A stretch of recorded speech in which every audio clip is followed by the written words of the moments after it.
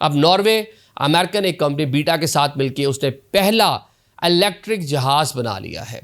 ये जहाज़ उतना बड़ा नहीं है कि इसको कमर्शियल जो है कले मकासद के लिए इस्तेमाल किया जाए, लेकिन इब्तदाई तौर पर पहली कार्गो परवाज़ जो नॉर्वे के एक शहर से उड़ के दूसरे शहर तक गई, उसका कामयाब तजर्बा कर लिया गया। तकरीबन 160 किलोमीटर का इस जहाज़ ने डिस्टेंस कवर किया। इसके अंदर कार्गो सामान रखा गया था। इसकी टोटल रेंज 400 किलोमीटर, मतलब 400 किलोमीटर ये जहाज़ बासानी सफ़र कर सकता था और इसे ये राउंड ट्रिप किया है। 160 किलोमीटर गया, लैंड किया और वापस 160 किलोमीटर जो स्ट्रावेंजर का एयरपोर्ट था वहीं पर आकर इसने अपना इख्तिताम किया। 55 मिनट नाज़रीन इस फ़्लाइट को टोटल लगे वन साइड को कवर करते हुए। नेविगेशन का इस्तेमाल नहीं किया गया, इंसानी आंख का इस्तेमाल करके जो पायलट थे उन्होंने टोटली जहाज़ इस प्रवास को ऑपरेट किया। ये एक बड़ी खबर है।